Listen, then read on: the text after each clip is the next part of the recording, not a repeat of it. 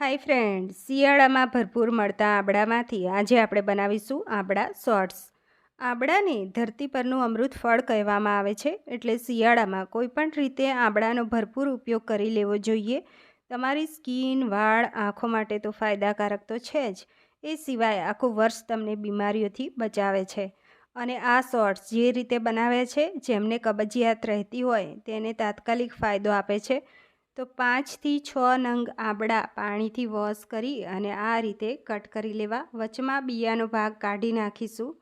તો આ રીતે બધા જ સમારી લેવાના રહેશે. તો સમરાઈ ગયા છે. મિક્સર જારમાં અહીંયા થોડા ફુદીનાના પાન લઈશું, પાણીથી વોશ કરીને લીધા છે. તો વધારે ઓછા તમે કરી શકો છો. તો 1/4 કપ જેટલો મેં લીધો છે અને પેટ માટે ખૂબ જ સારો હોય છે. 1/4 કપ જેટલા ફ્રેશ લીલા ધાણા દાંડી સાથે લીધા છે, જે આંખો માટે ખૂબ જ સારી હોય છે. ટુકડો આદું છોલી કટકા કરીને, જે પાચન ક્રિયા સુધારે છે અને પેટ માટે તો ઘણું સારું છે. હવે અહીંયા સમારેલા આંબળા અને તેની અંદર થોડુંક પાણી નાખીશું. ઢાંકણ બંધ કરી અને બ્લેન્ડ કરી લેવાનું છે. એકદમ વધારે પાણી પહેલેથી નહીં નાખી દેવાનું, નહીં તો ઉડીને બહાર આવશે. થોડું બ્લેન્ડ થાય એટલે વચ્ચે વચ્ચે થોડું 2 ટેબલ સ્પૂન જેટલું પાણી એડ કરતા જવું અને બ્લેન્ડ કરતા જવું. તો 2 વખત મેં એ રીતે પાણી એડ કરી અને બ્લેન્ડ કરી લીધું છે. હવે આપણે સ્ટેનરમાં લઈ લઈશું.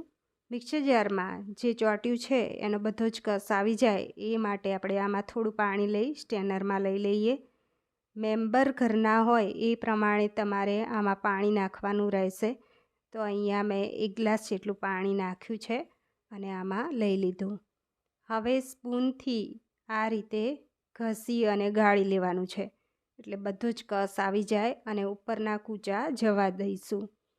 તો ઉપરના કૂચા છે એનો રીયુઝ કરવો હોય તો ફરી 1 ગ્લાસ પાણી નાખી અને તમે કરી શકો છો. તો હવે અડધી ટીસ્પૂન મરી પાવડર, અહીંયા અડધી ટીસ્પૂન સિંધવ નમક એડ કરીએ.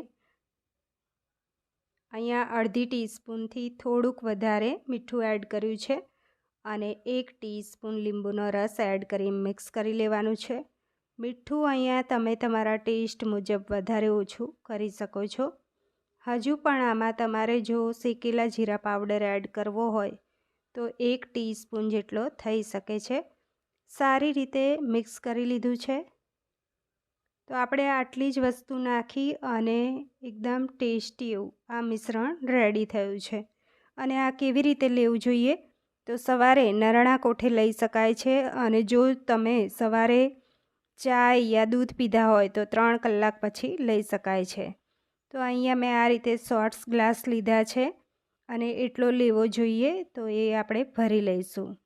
આ માપ સાથે 7 થી 8 વ્યક્તિ આ શોર્ટ્સ ગ્લાસ જેટલો જ્યુસ પી શકશે.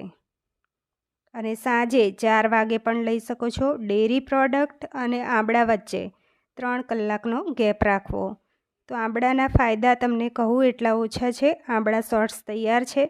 વિડીયો ગમ્યો હોય તો લાઇક, શેર, સબસ્ક્રાઈબ જરૂર